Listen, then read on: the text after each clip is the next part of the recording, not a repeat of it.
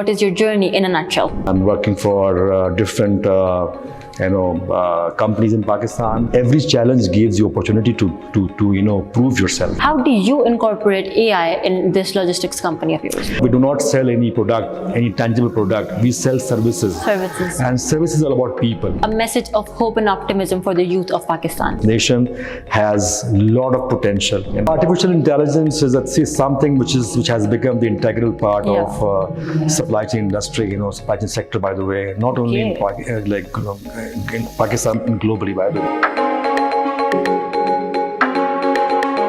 Assalamu alaikum everyone, my name is Shifai Jaz from CEO Club Pakistan, and today we have a dynamic personality, Mr. Anwaar Nizami, Mr. Anwaar Nizami, who is the CEO of DSV.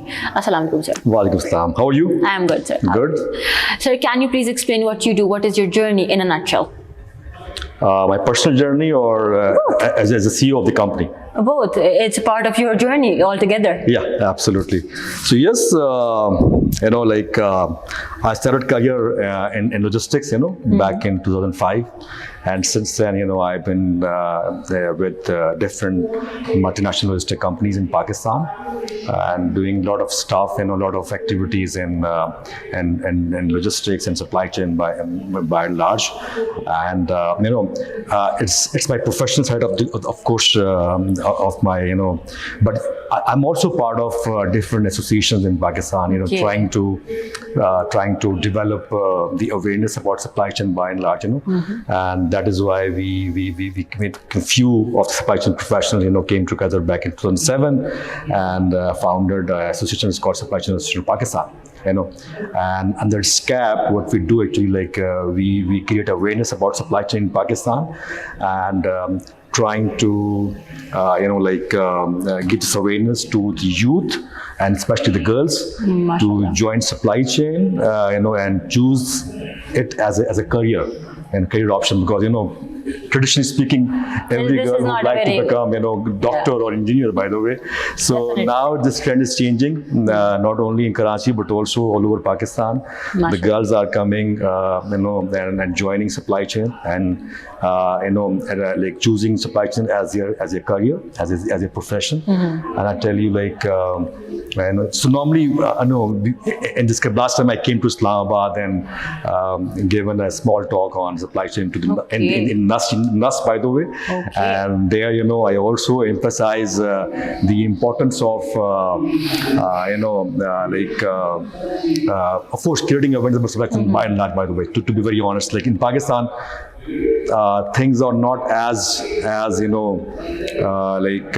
organized as it should be when it comes to supply chain logistics by altogether. Yeah, so I think it's a long journey. It's been almost 20 years now in this field, and now I'm of course heading a company. It's called DSV.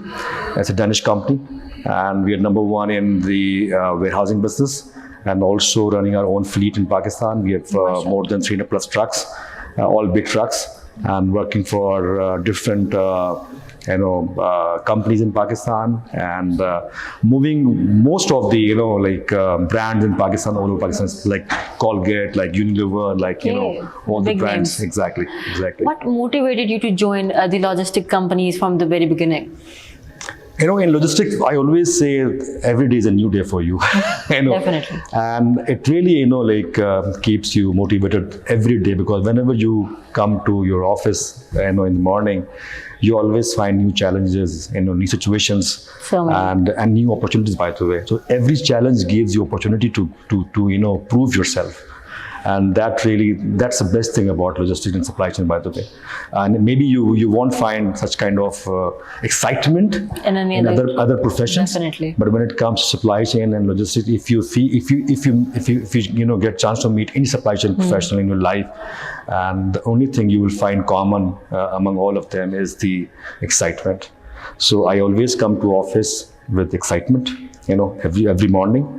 And when I go home, I never feel tired, by the way.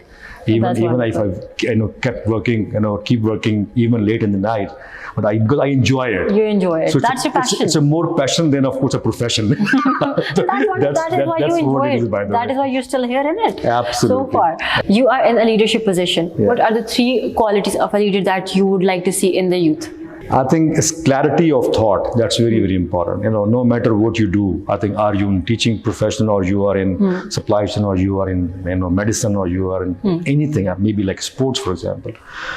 You have to have that clarity in your mind. Then I think if you have that clarity in your mind, definitely you can decide the way forward. You can decide your goals, and the way you can achieve those goals, by the way. So that clarity is very, very important. That is. I believe. So you mentioned challenges and opportunities before. Can you name a challenge that you faced so far and a difficult decision that you have made so far in your entire journey? I told you, logistics is all about challenges and opportunities, of course. And I think my career and my life is, my professional life, not personal life. My personal life is quite calm, cool and calm, alhamdulillah. But yes, my professional life is full of challenges. Every day you face new challenges. Any particular one that you would like to talk about? I think I always feel, so being the leadership role, of course, sometimes, because we are a service company, so for us, customer is God, in a professional, yes, we handle a lot of difficult customers, and whenever I, handle those customers, those difficult customers, I always keep in mind the people work for them in our organization, So if I lose that customer, those people will lose the job. So I always keep in mind, I feel a lot of, I face a lot of tough situations with customers, I think it's normal. I think it's everywhere, all over the world, so I always keep this thing in mind. I have to win this business. I have to retain this customer. I have to ensure that they remain happy, all the time. Because if they become unhappy, they will move after somewhere else, of course. And of course, a lot of people will lose their jobs. So I think this is the only thing which keeps me, motivated every day. I always try to, of course, like everybody works for their, within the given scope and responsibilities, by the way. But this is something which is like a personal thing, so in my business, for me, people, it's a people business, because whatever we do every day, is because of those people, who work for us. So we do not sell any product, any tangible product. We sell services. And services are about people. Yes. So I always spend a lot of my time, motivating our people and keep them motivated, keep them connected with each other, so that they can deliver the best, by the way. So this is something which is I spend most of my time doing the same thing. That's wonderful. That is honestly admirable. Sir, again, AI is one of the most hyped word in these days, and a very integral part in our society and our global economy as well. How do you incorporate AI in this logistics company of yours? Artificial intelligence is something which has become the integral part of supply chain industry, supply chain sector, by the way, not only in Pakistan and globally, by the way. And so the role of AI has become a pivotal, in every area. For example, if I start taking the, name of segments in logistics, for example, in freight forwarding. Since we deal with customers, of course, so we have to have people behind the desk who support customer and keep them informed about their shipments, about their different tasks which is given to us.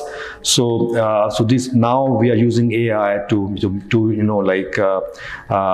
we have bots, we have different kind of system available with us who keep our customer informed, and we don't need somebody to track any shipment and then feed the data into the customer portal, for example. But it's now everything is automated now. Number one. Number two, in warehousing, for example, we handle a lot of goods. By the way, it's very complicated kind of activities in warehouses. So because we deal with FIFO and LIFO and different FAFO terminology in the warehouse. The first expiry, first out, first in, first out, and last in, first out.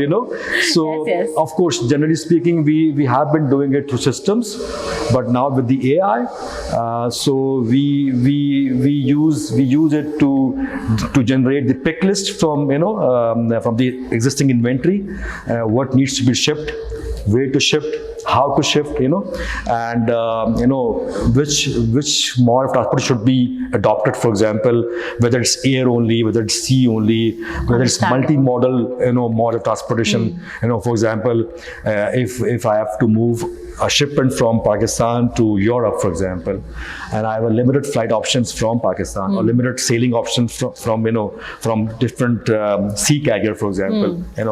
So there's a concept is called air and sea. So we move goods from air to Dubai because a lot of flights in between, between Pakistan and Dubai. So you move goods from from Pakistan to Dubai and from Dubai to by sea to the Europe. So it's more quicker. We call it air and sea, air sea product, by the way. So yes, using this AI technology, you can take such decision very quickly. It's a matter of fraction of seconds. You can decide a lot of things. I think in supply chain, because supply chain, it's the only function in the manufacturing industry who holds more than 70% of the company resources. It's all production and all demand planning, supply planning, logistics, warehousing. It's a vast kind of area. So the role of AI is obviously very vast. It's very vast. And I think with the passage of time, you will see a huge role of AI.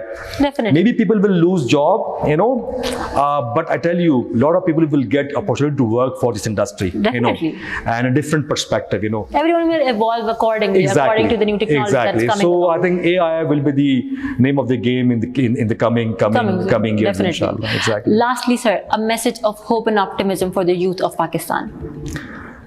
I think being optimistic, I think is certainly a very good thing for personally and of course as a nation as well. But we have to be realistic as well. Definitely. I think I'm not like I hate pessimism in the but yes, I think we all should remain optimistic because this nation has a lot of potential. It's a nation of I think 240 million people. It's a lot of people, by the way. And if you combine this region, 3-4 countries, or even China, I think half of the world living here. It's a big market. It is. It's definitely. a big market. It definitely is. This country is huge potential, huge. So much. The only thing we are lacking right now is the leadership. To be very honest, leadership not at the national level, leadership at the organizational level as well. So if we able to, I think, get right leadership at the right place and right, I think this nation has huge potential, humongous potential. I tell you, definitely. And I'm very hopeful. I'm not only optimistic. I'm sure about it.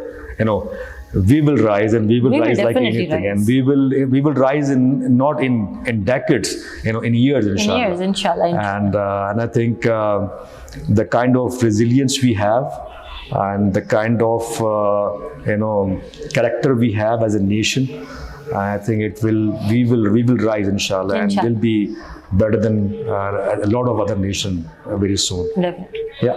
Thank you so much, sir, for such a passionate talk today. Thank you so much. Thank you very much. Thank you. Thank you so much.